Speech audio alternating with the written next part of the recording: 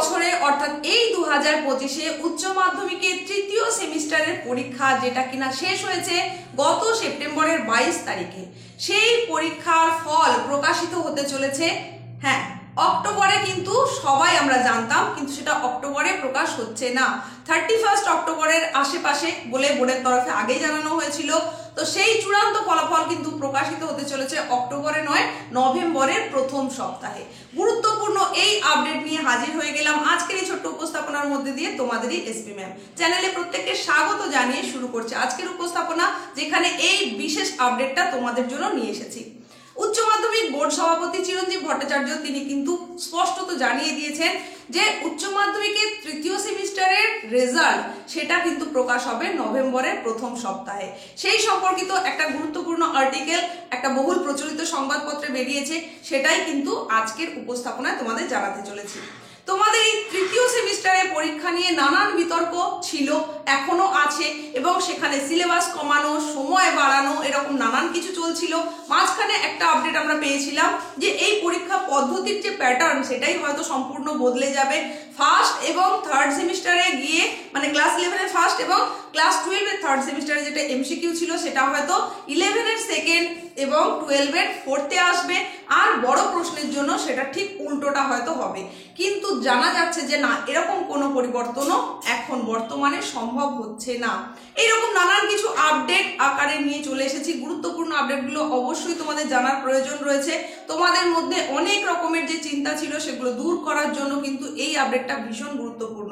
তাই শুনে নাও এবং বুঝে নাও সেখানে বোর্ড সভাপতি কি জানিয়েছেন, কোন কোন বিষয়গুলো উঠে এসেছে, সবটাই তোমাদের জানিয়ে দিচ্ছি।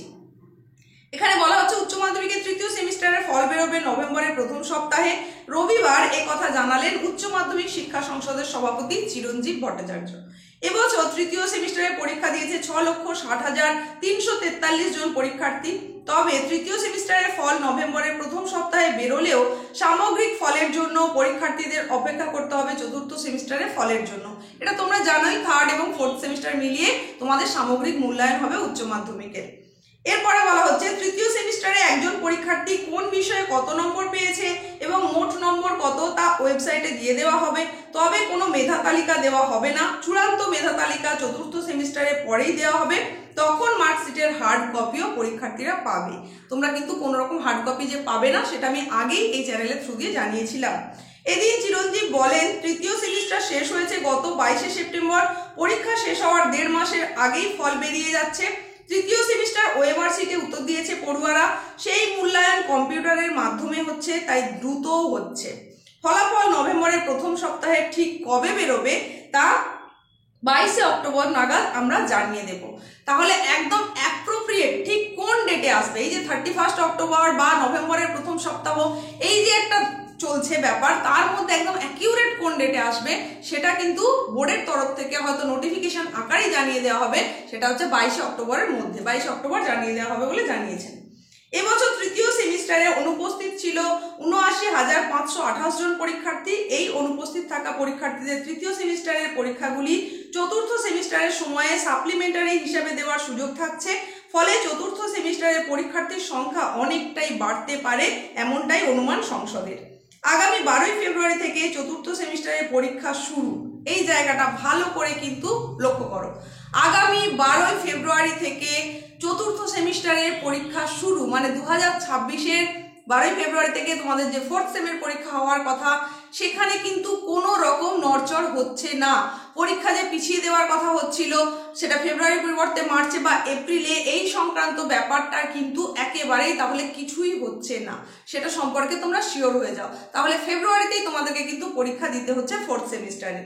এরপরে বলছে শেষ হবে 27 ফেব্রুয়ারি। সেই সময় পাশাপাশি তৃতীয় সেমিস্টারের সাপ্লিমেন্টারি পরীক্ষাও চলবে। এদিকে উচ্চ মাধ্যমিক শিক্ষা সংসদের সভাপতি জানিয়েছেন চতুর্থ সেমিস্টারের জন্য পরীক্ষার্থীরা প্রস্তুতির সময় কম পাবে বলে পাঠ্যক্রম কমানোর প্রস্তাব এসেছিল কিছু শিক্ষক সংগঠন এবং অভিভাবকদের তরফ থেকে। এখানটাও খুব ভালো করে খেয়াল করো, নোট করো প্রয়োজনে। কি বলা হচ্ছে, পাঠ্যক্রম কমানোর জন্য দাবি এসেছিল বা অনুরোধ এসেছিল, সেটা কিসের কাদের তরফ থেকে বলছে, শিক্ষক সংগঠন এবং অভিভাবকদের তরফ থেকে। কিন্তু আমরা পর্যালোচনা করে দেখেছি এই বছর পাঠ্যক্রম কমানো সম্ভব নয়। তাহলে দুটো ভাইটাল বিষয় কিন্তু খুব ভালো করে তোমাদের সিলেবাসও কমছে না, পরীক্ষার ডেটও কিন্তু পিছিয়ে যাচ্ছে না। যে সময় তোমাদের পরীক্ষা হওয়ার কথা ঠিক সেই সময়তেই পরীক্ষা হবে। সিলেবাস যা যা আছে একেবারে হুবহু ওই সিলেবাসেই পরীক্ষা হবে, সিলেবাস কিন্তু কমছে না। এরপরে বলছে কি, চিরঞ্জীব বলেন করোনার সময় সর্বভারতীয়ভাবে বিভিন্ন পরীক্ষার পাঠ্যক্রম কমেছিল, তখন পাঠ্যক্রম আমরাও কমিয়েছিলাম, এখন সেটা আর সম্ভব নয়। এখন পাঠ্যক্রম কমলে উচ্চ শিক্ষার ক্ষেত্রে পড়ুয়াদের অসুবিধা হতে পারে। মানে এখানে সিলেবাস যদি মার্জিন করে দেওয়া হয় কিছু, তাহলে হায়ারে গিয়ে তোমাদের প্রবলেম হতে পারে এই জায়গাগুলো না জেনে গেলে, সেই জন্য এটা করা যাবে না বলেই তিনি জানিয়েছেন। আরও যেটা জানাচ্ছেন সেটাও আমি জানিয়ে দিচ্ছি তোমাদের। দেখো, বর্তমান নিয়মে প্রথম ও তৃতীয় সেমিস্টারে এমসিকিউ এবং দ্বিতীয় ও চতুর্থ সেমিস্টারে ব্যাখ্যামূলক উত্তর দিতে হয়। সেই নিয়ম বদলে প্রথম ও তৃতীয় সেমিস্টারে বড় প্রশ্ন এবং দ্বিতীয় ও চতুর্থ সেমিস্টারে এমসিকিউ করার যে প্রস্তাব উচ্চ মাধ্যমিক শিক্ষা সংসদের কাছে এসেছিল তা পুরোপুরি নাকচ করা হয়েছে বলেও এদিন তিনি জানান। একটু আগে যেটা বললাম, একদম ভিডিও শুরুতেই যেটা বললাম, যে এই পরীক্ষা পদ্ধতির প্যাটার্নের বদলের জন্য কিন্তু মিটিংয়ে একটা কথা উঠে এসেছিল, সেটাকেও সম্পূর্ণভাবে নাকচ করে দেওয়া হয়েছে। মানে আগামী বছরেও সেম ক্লাস 11-এর ফার্স্ট সেমিস্টার এবং ক্লাস 12-এর থার্ড সেমিস্টার হবে এমসিকিউ প্যাটার্ন ওএমআর সিটে, এবং ক্লাস 12-এর সেকেন্ড সেমিস্টার আর ক্লাস 11-এর সেকেন্ড সেমিস্টার এবং ক্লাস 12-এর ফোর্থ সেমিস্টার এটা হবে ব্যাখ্যামূলক প্রশ্নের উপরে। আশা করছি বোঝাতে পেরেছি। তাহলে এই জায়গাগুলোয় কিন্তু কোনো পরিবর্তন হচ্ছে না। নেক্সট যেটা বলা হচ্ছে, সভাপতি বলেন সেমিস্টারের মাধ্যমে সম্পূর্ণ নতুন পদ্ধতিতে উচ্চ মাধ্যমিকের মূল্যায়ন শুরু করা হয়েছে। প্রথম ও তৃতীয় সেমিস্টারে এমসিকিউ এবং দ্বিতীয় ও চতুর্থ সেমিস্টারে ব্যাখ্যামূলক উত্তর দিতে হবে পরীক্ষার্থীদের, সেই অনুযায়ী পাঠ্যক্রমও তৈরি হয়েছে। ওই পদ্ধতিতে 1 বছর যেতেই তা পাল্টে দেওয়া সম্ভব নয়। মানে মাত্র 1 বছর হয়েছে, এখন যদি পাল্টে দেওয়া হয় তাহলে কি কি সমস্যা হতে পারে সেটাও বলেছেন। তাহলে পাঠ্য বই এবং পাঠ্যক্রম অনেক কিছুই পাল্টাতে হবে। এই পরিবর্তন এখন কোনোভাবেই সম্ভব নয়। এখন যে পদ্ধতিতে উচ্চ মাধ্যমিকের মূল্যায়ন চলছে সেই পদ্ধতিতেই কয়েক বছর চলবে। তাহলে এই জায়গাগুলো নিশ্চয়ই ক্লিয়ার হয়ে গেল। পরীক্ষার প্যাটার্নের কোনো বদল ঘটছে না। 2026-এর ফেব্রুয়ারিতেই হচ্ছে চতুর্থ সেমিস্টারের পরীক্ষা, সেখানে সিলেবাস কোনোভাবেই কমানো হচ্ছে না। শুধুমাত্র যে জায়গাগুলো করা হচ্ছে সেটা হচ্ছে 2x মডেলের কোশ্চেন সেট হবে। সেখানে ফার্স্ট সেমিস্টারের ক্ষেত্রে এবং থার্ড সেমিস্টারের ক্ষেত্রে আগামী বছর হয়তো কিছুটা টাইম এক্সটেন্ড হবে, তাও সেটা পরবর্তীতে নোটিফিকেশন আকারে এলে তবেই। এই গুরুত্বপূর্ণ আপডেটগুলো তোমাদের দিয়ে দিলাম। সব থেকে যেটা বড় গুরুত্বপূর্ণ আপডেট সেটা হচ্ছে তোমাদের থার্ড সেমিস্টারের রেজাল্ট, সেটা কিন্তু নভেম্বরে আসতে চলেছে, অক্টোবরে নয়, নভেম্বরের প্রথম সপ্তাহে আসতে চলেছে।